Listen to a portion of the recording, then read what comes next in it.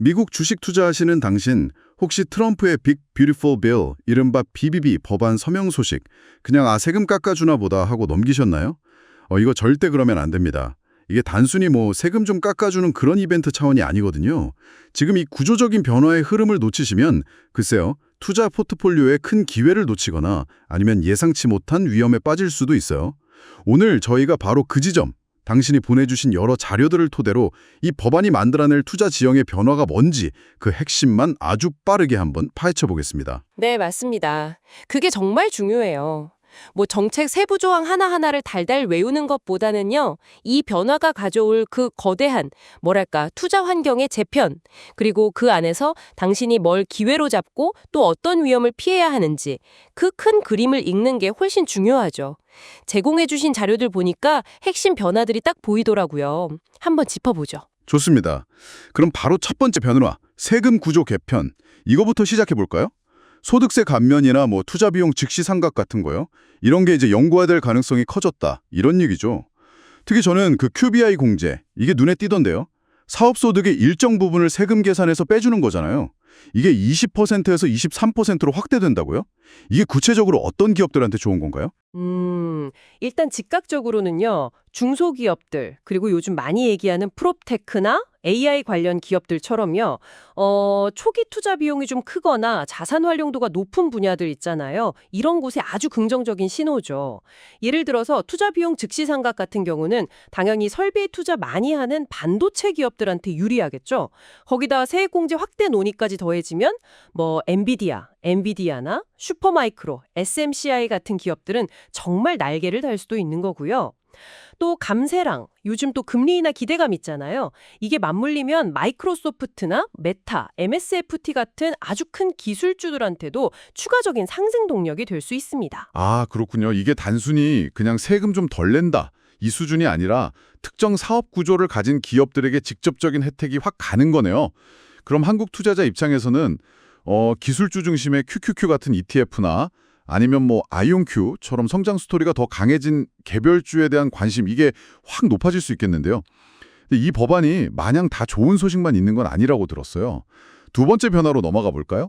복지 예산 관련해서요. 네, 맞습니다. 동전의 양면 같은 거죠. 이 법안의 다른 쪽을 보면 그 푸드스탬프, SMAP라고 하죠. 저소득층 식비 지원 프로그램, 그거랑 메디케이드 같은 복지 예산은 좀 줄어들 가능성이 있어요. 벌써 시장에서는 반응이 나오고 있죠. 센티넘 같은 보험사는 실적 전망치를 아예 철회해버리면서 주가가 확 빠지기도 했고요. 이게 뭘 의미하냐면 결국 저소득층의 소비 여력이 위축될 수 있다는 좀 걱정스러운 신호로 볼 수 있는 거죠. 소비의 양극화, 이게 더 심해질 수 있다 이런 말씀이시군요.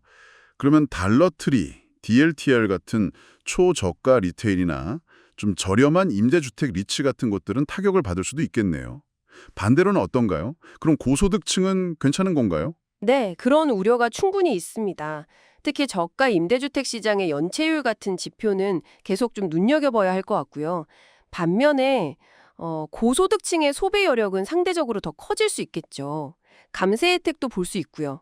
그래서 LVMH 같은 명퉁 브랜드나 애플, AAPL, 나이키, NK처럼 아주 강력한 브랜드 파워를 가진 기업들은 오히려 수혜를 볼 가능성도 있습니다.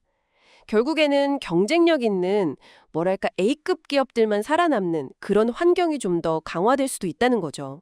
야, 이건 정말 포트폴리오 점검이 시급한 시점이네요. 그 저가 소비나 복지 예산에 의존하는 기업들 비중은 좀 신중하게 다시 보고 대신 확실한 경쟁력을 가진 프리미엄 브랜드 중심으로 재편하는 전략. 이거 한번 진지하게 고민해 봐야겠어요. 자, 그럼 세 번째 큰 변화로 넘어가 보겠습니다.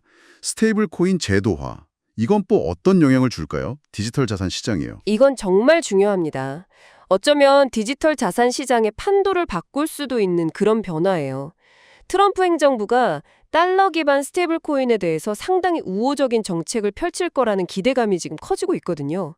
그래서 로빈후드, HOOD, 코인베이스, COIN, 마이크로스트래터지, MSTR 같은 기업들은 이미 발빠르게 관련 사업 계획들을 발표하고 있고요. 스테이블 코인이 제도권 안으로 들어온다. 이게 구체적으로 투자 환경을 어떻게 바꿀 수 있을까요? 코인후드 같은 기존 플랫폼들 중심으로 시장이 재편될 가능성이 크다는 겁니다. 이런 플랫폼으로 자금이 더 몰릴 수 있고요. 그럼 당연히 비트코인 같은 주요 암호화폐 가격이나 관련 기업들 주가에도 긍정적인 영향을 미칠 수 있겠죠?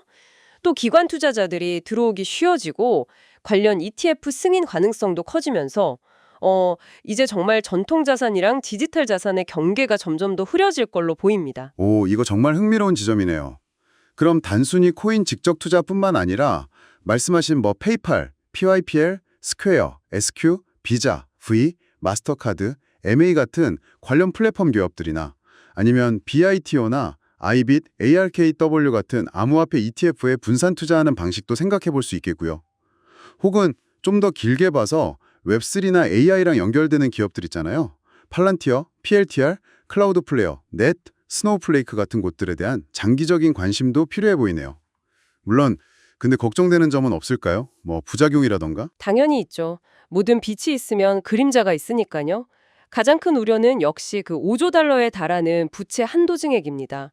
이게 결국 국가 부채 증가로 이어지고 잠재적인 인플레이션 압력으로 작용할 수 있다는 비판이 있어요.